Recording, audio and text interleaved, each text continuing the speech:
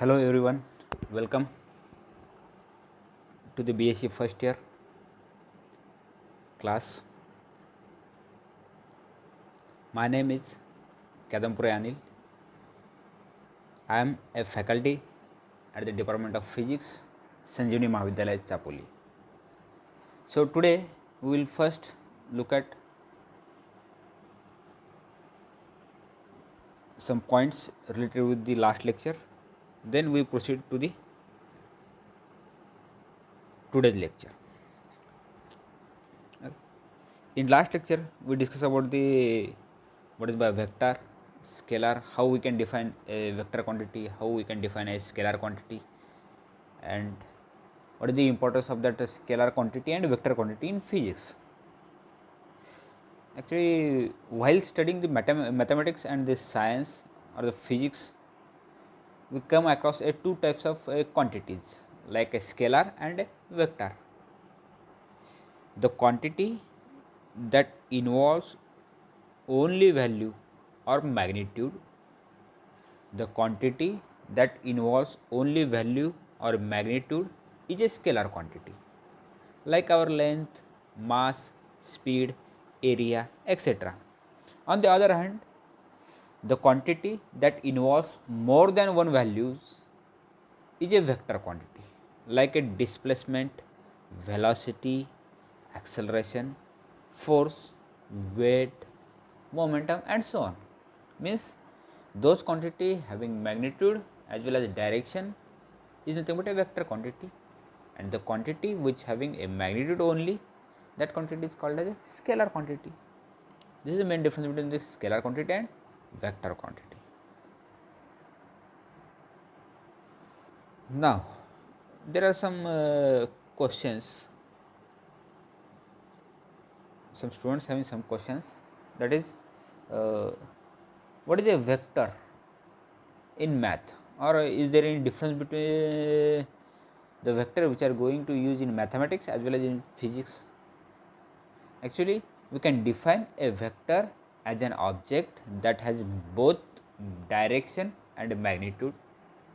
Geometrically, we can represent a vector as a directed line segment whose length is the magnitude of the vector and with an arrow indicating the direction.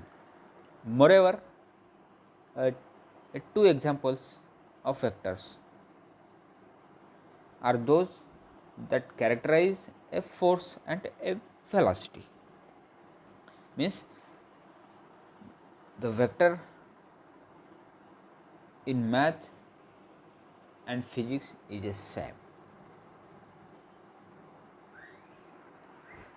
Then how vector works?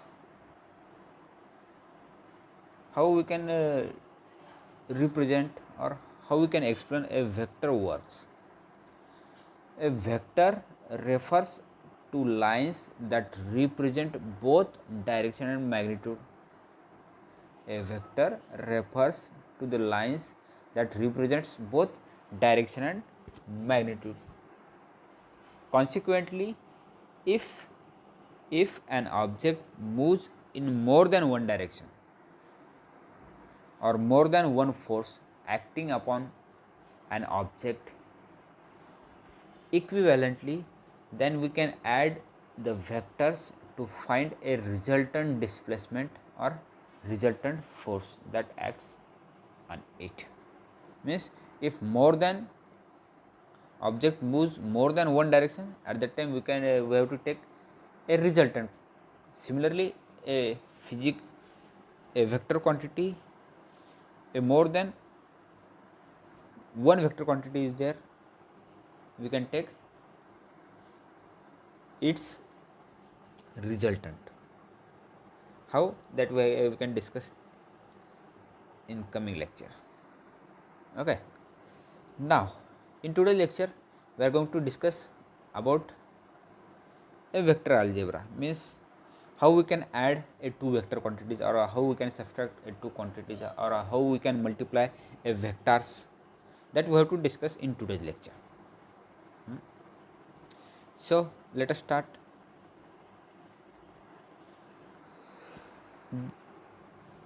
Just like in usual algebra, we also perform a arithmetic operations such as addition, subtraction, multiplication on a vectors.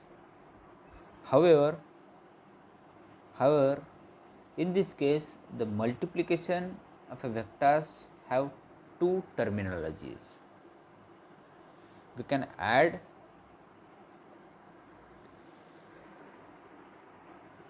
two vectors or more than two vectors. We can subtract two or more than two vectors, but we can multiply two vectors by using two different terminologies, such as a dot product and a cross product, that we have to discuss in today's lecture. First, we will discuss the addition of a vector. Addition of a vector. Let us consider there are two vectors, a vector A and a vector B, as shown in this figure. Let us consider there are two vectors, vector A and vector B. Then the sum of these two vectors can be performed. The sum of these two vectors can be performed when the tail of a vector B meets the head of a vector A.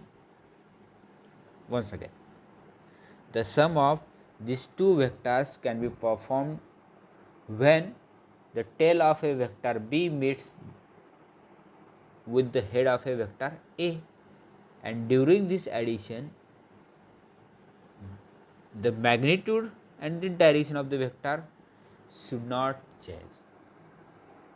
It remains same. The vector addition follows two important laws. If we add a vector A and vector B, you will get the resultant vector R.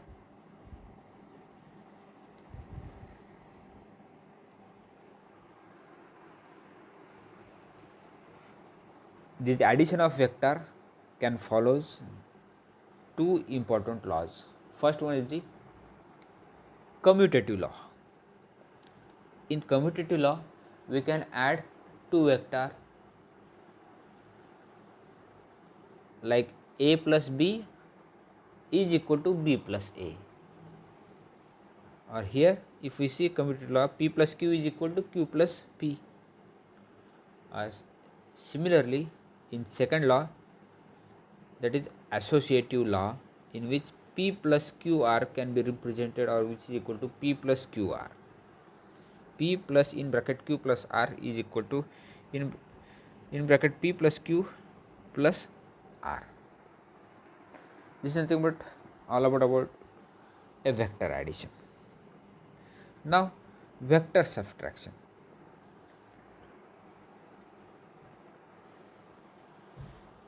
The direction of other vectors is reversed if the direction of other vectors is reversed and then the addition is performed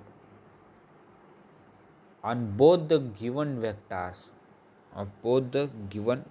here u and v is the two vectors.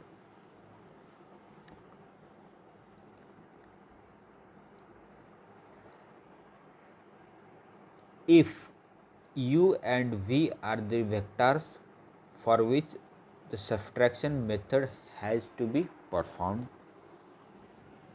then we invent the direction of another vector, say for a vector v, make it minus v because it moving in a opposite direction.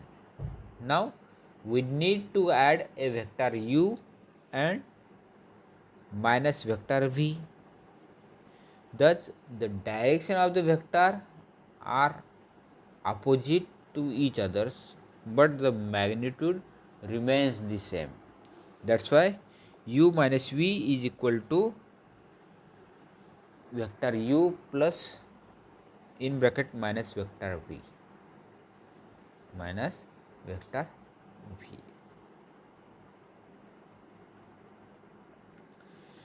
This is nothing but the vector subtraction.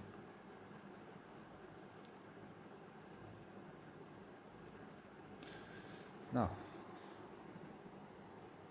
this is all about the vector addition and vector subtraction. If you have any doubt related with the vector addition and vector subtraction, you can ask me.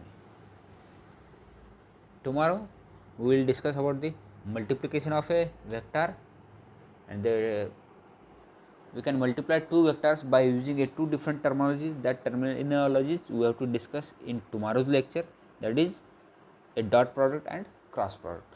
After that we will discuss, or we will solve some problems related with the vector algebra. Okay, thank you.